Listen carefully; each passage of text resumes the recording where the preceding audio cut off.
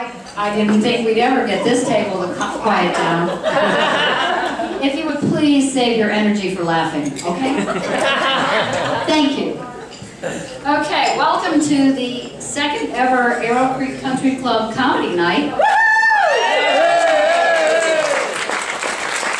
And I know after the first show, Drew couldn't get over what a good sport my husband was. I even overheard him say that he was going to nominate him for a Congressional Medal of Honor. I haven't seen the paperwork yet. I dropped mine on the table. So after the last show, I started thinking, maybe it's time for me to get a retirement calling card. So I ordered some with my name, my contact information, and the phrase, specializing in deprecating humor and other comic relief. Kind of describes my comedy. Well, they came in the mail the other day, and oops, the card said, specializing in self-defecating humor and other comic relief. You know, oh shit. I don't mind poking fun of myself, but you know, there is a limit. So I know you've all probably recognized the increase in number of rattlesnakes around here this year. Yeah, especially on the golf cart paths. Well, it hasn't been a problem for me to deal with, because after all, I've practiced law for 30 years. Sorry, Peter.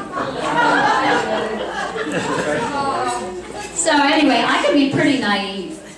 I and a million other people believed Skechers' claims that wearing their shape-up shoes would tone our glutes and our abs.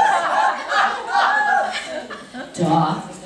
So when I read in the paper that Skechers was forced into a $40 million settlement because of their deceptive advertising, I couldn't wait to get my piece of the pie. So the envelope came in the mail a couple days ago. I opened it with anticipation, and there it was, a check for 25 cents. So, naive I am on a lot of occasions. Last year we joined a gourmet dining group. Well, when they told me I had to cook everything from scratch, I spent weeks looking for something called scratch on the grocery store. So not only can I be naive, I can be kind of anal sometimes. How many have read the Sue Grafton detective novels? Right, where she starts at the beginning of the alphabet, A is for alibi, and she's running through in order to the end of the alphabet. Well, the other day I was finishing U is for undertow, and I broke out into a cold sweat. I skipped T's for trespass. So, speaking of books, yes. I'll talk about something else later, Cal. Speaking of books, can any of you guess what I'm reading that is wrapped in this brown? Bingo! 50 Shades of Grey. Now, apparently, all you have to do to get a book on the Costco shelves that has some porn in it is hit the bestseller list for a few weeks in a row. So the other day, my husband asked me, Sal, what are you reading? I said, oh, honey, I'm reading a story about a gal that grew up in the Midwest and had a very wholesome childhood. Right. I think that he got curious and started peeking, because yesterday I found some items in his closet. Just my size. And then there's this cute little... I'll keep this for my use. Yeah, come on. And then the proverbial silk mask. Well, honey, just forget it. I'm going to hide these things. Sorry. Where's the thong? Oh, that's in the next app. So, my latest dilemma is what to wear that's age appropriate. I was watching the Today Show the other morning, and they had a special feature on what women should wear in their 20s, 30s, 40s, and 50s. Wow, what's a woman who's 60 plus, like me, to do? It would hardly be acceptable to become a nudist, although it would be cheaper. Do you start all over again? In your 60s, you wear what you wore in your 20s, 70s, 30s, so on and so on. That doesn't make any sense. So I started reminiscing about a book I used to consult when I was working. John T. Malloy's The Women's Dress for Success book. Okay? So I started, let's see if I can do this with 2 hands. I started flipping through some of the my favorite parts. And the first one I ran across was bedroom or boardroom. Your choice. Seems like a no-brainer to me. And then there's the section on should women imitate men.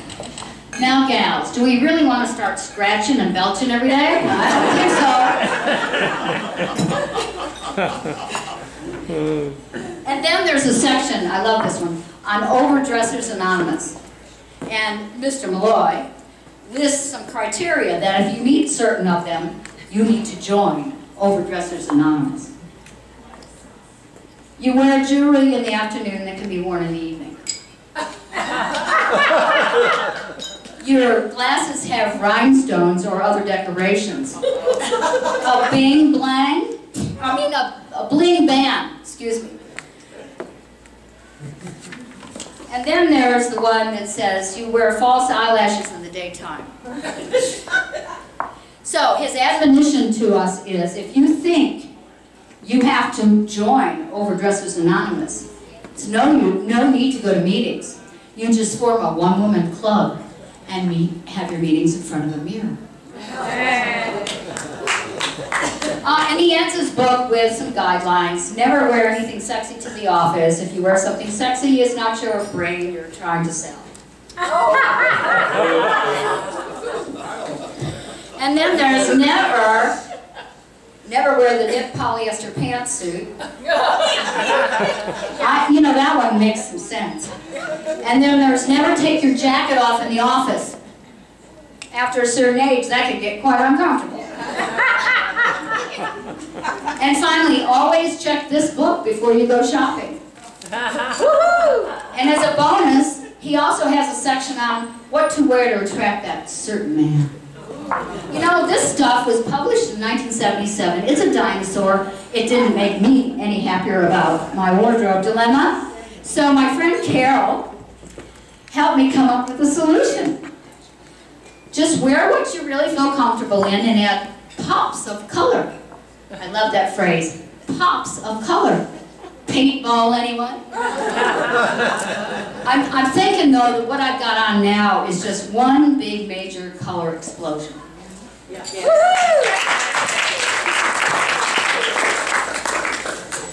So when I first started doing stand-up, a friend of mine told me that I reminded her of Phyllis Diller.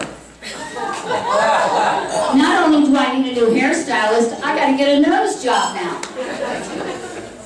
I'd much rather be compared to somebody more refined like Betty White. So, I went to the doctor the other day for my annual physical, and she announced that I had shrunk an inch. I said, no, Doc, I couldn't have shrunk an inch. So I stood really tall and tried to stretch my body. Ms. Malden, you've shrunk an inch. Oh, what am I going to do? I used to be 5'2" eyes of blue. Now I'm 5'1". Guess I'm done. But, you know, we petite women are really fortunate because we tend to age a little more gracefully. We look younger, longer. It's not bad. My granddaughter, when I last saw her, she looked at my hands and she said, Grandma Sally, your hands look so old. I said, well, Ashley, they're attached to the rest of my body. I think there was a compliment in there somewhere. So I used to to be shy and self-conscious. I know not anybody in this room believes that, but I've been trying to make up for lost time. Big time. I remember I started wearing glasses in the 4th grade. And the first day at school, I rushed into the classroom, sat down, and buried my head in my desk. Now, I had a crush on this boy. His name was Dickie Johnson. Why is it that we can't remember what we had for breakfast yesterday, but we can remember the Dickie Johnsons? So he comes over to my desk and he goes, "Okay, O'Neill, look up." My last name. O'Neill. And so I slowly raised my head, and he paid me the highest of compliments. "You don't look so bad."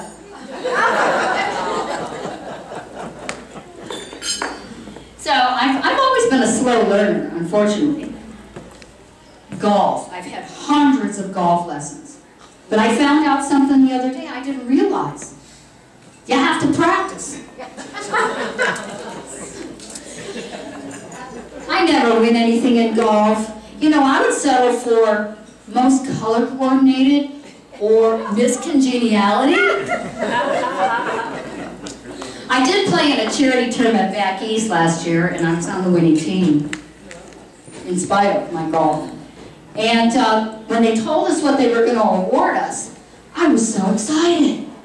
We were going to get a Waterford crystal golf ball. So when they went to present the awards, somebody handed me this white crystal golf ball with the word Waterford written out with a Sharpie. So much for that trophy. But I have very few, if any, self-confidence issues anymore. But some of us are concerned about our fellow golfer and friend Valerie. We think she needs a major intervention and intensive self-assertiveness training. Tell me about it. Hey, Ralph, if I want your opinion, I'll give it to you. So, how about you? Do you have any self-confidence issues? Do you ever feel like a blister after the hard work is done? Or sad because you've never had a hurricane named after you? You know, we don't have to worry too much about hurricanes out west, but but earthquakes we have to worry about. When we were living in the Bay Area, my dad used to watch the Weather Channel religiously. And anytime they reported an earthquake of any magnitude, he would call us on the phone and say, "Sal, you okay?" "Yeah, Dad, we're fine." "Sal, did you feel the earth move?" "No, Dad, I didn't." "Well, then your husband's not doing his job."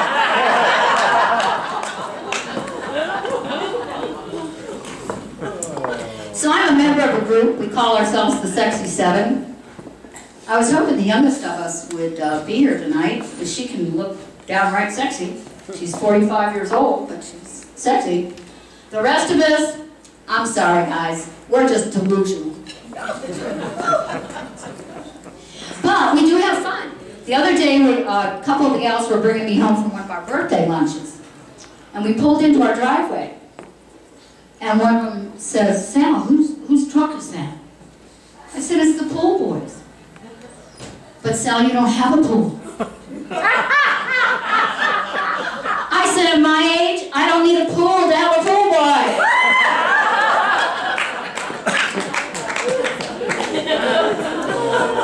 So husbands like mine are very rare. He is so easy to please. The other day he was reading an article about how most women wear the wrong bra size. So he said, "Sal, why don't you go get one of those bra fittings?" "Sure." So I went over to a local department store and did just that. Well, I came home with $175 worth of new bras. But he didn't even notice.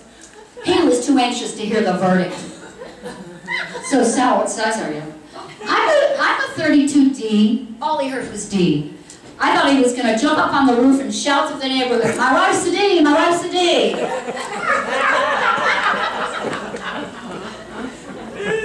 And he's so sweet. He calls me Hun or Sal, not the wife. or my old lady. I have high standards. I have to take a sip of water. So, oh yeah, that looks like water. if you just hang on for a few minutes, it won't be.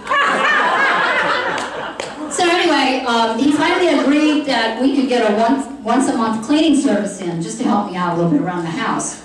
So we did, and my favorite part is when they make those little rosettes on top of the cleaning box, and the neatly folded V's at the end of the toilet paper roll. I have been known to walk around the house with a toilet paper roll on this arm, Kleenex under this arm, just so I don't have to mess up those special touches. And I think that's worth at least $200 a month. But I can't imagine life without my husband, at least not until the house is paid for.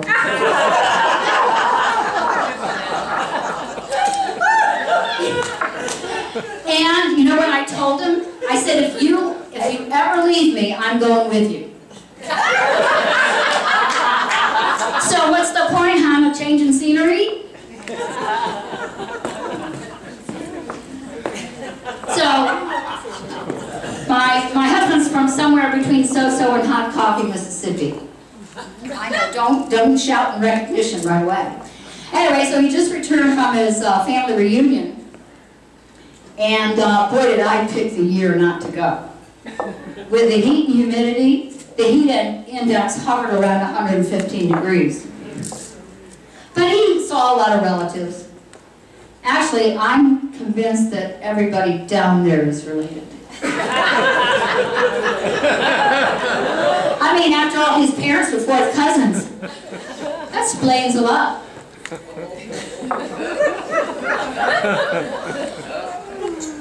Anyway, he saw some cousins. They saw a lot of cousins, and one in particular was just thrilled. They had just opened up a Dollar General store in So-So to enhance the shopping opportunities already provided by the Family Dollar store. And you know why she was so excited? She didn't have to get dressed up as if she were going to Walmart. Picture that, house coat slippers and curlers in your hair. Ugh. Not my kind of people. So, the other day my husband had his colonoscopy. And... Nothing sacred.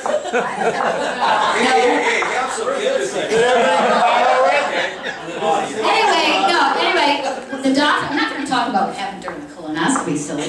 I've got some class, Ralph. Anyway, so we were in the recovery area, and the doctor came back to talk to us, and he pulled me aside, and he said, Mrs. Malden, is your husband shy about passing gas? I said, are you kidding, Doc? There are some days when that's our only means of communication. 2 toots means I'm hungry. 3 toots means I love you. And a long, drawn-out toot means I'm tired. We'll never look at it the same. It won't be, oh, you won't. Oh, well, that's your problem, not mine. Anyway, one of his latest pushes is he wants me to learn piano chords and how to play by ear. Do you realize how hard it is to run your ear up and down the piano keyboard? But seriously, some of you probably read about that guy who suffered a concussion, and when he woke up, he was drawn to the piano and he played like a piano virtuoso. Well, my luck, I was born a piano virtuoso. Doctor dropped me on my head at birth, and now I can only read simple sheet music. All right, so one of the latest things that he's been doing is trying to up what he calls my croakability score or croakability factor. In other words, how will I handle certain things on my own if he's not around to help me? That's a noble objective. So we started with printer cartridge. I ended up figuring out how to change the printer cartridges I have yet to figure out what ones I need to order to make sure we got them on hand. Turn it on the TV. Oh, So, you know what, I agree, Gretchen, because every time I get the remote down pat, he gets a new electronic, and this has happened, electronic piece of equipment, and we got a different remote that he assures me is idiot-proof. So anyway, so I got a C+ in hot tub, but I think, operating the hot tub, I think I've forgotten how to do that, so whatever. The other day, I was thinking, you know, what would happen if I tried to handle something that he hasn't given me instruction on by myself? So I thought, what about if I blew out a tire? What if I blew out a tire, and it just so happened that after I was thinking about this, my left front tire had a chance encounter with the island out here when I was leaving the club. Yeah, it was flat. It was flat, and if anybody in the room stopped to ask if I needed help, I appreciate it. So instead of even trying to figure it out myself, I put the flashers on, got out of the car, started to tear up, and called my husband. I got an F- on that. So then there's the operating the gas grill. The other day he said, honey, let's make some kebabs together. And I said, you want to teach me the art of skewering? I think you've met your match. Skewering, get it? Skewering.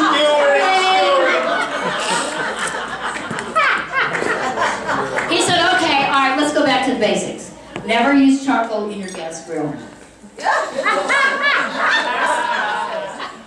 Never try to light the grill if the wind's blowing more than 40 miles an hour.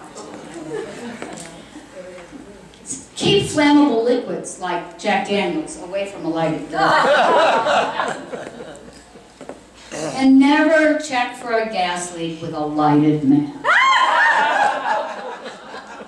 And he said, hon, if all else fails, call the pool boy.